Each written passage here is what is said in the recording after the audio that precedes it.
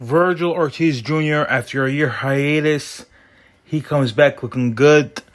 He stops Michael McKinson in the 9th round of their scheduled 12-round fight.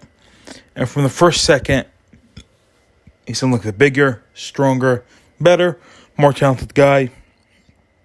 Michael McKinson early on seemed to be, I wouldn't say hurting, but affecting Vergil Ortiz with what he was hitting him with. He was hitting him with a looping overhand left, but Vergil Ortiz quickly adjusted, was fighting more on the outside of McKinson's right foot, and just beat up McKinson for 9 rounds, basically. You can make an argument McKinson won the first round, but that's about it. It wasn't clear. It could have went either way. But Vergil Ortiz won 95% of that fight.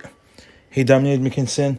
And if I had to choose between, from what I've seen so far, between who's the better prospect, I'd say Ortiz is a bit better than Jaron Ennis.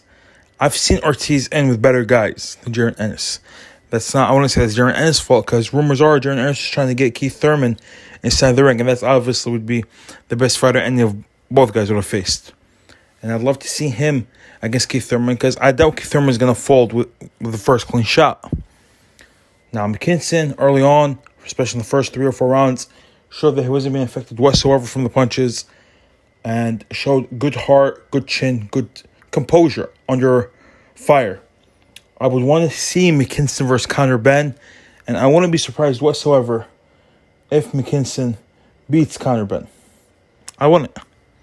Conor Benn isn't the body puncher Vergil Ortiz is, but I would say Conor Benn is a bit more explosive than Vergil Ortiz. A bit more. That's probably controversial for a lot of people. A lot of people view Conor Benn as complete shit, but I don't view it that way. I think Conor Benn does have some skills. He's a bit explosive, and he can come at you when you're not expecting it.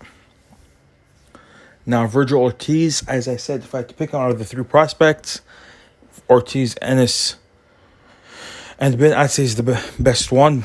And I think him and Ennis are leagues above Ben, at least at this time.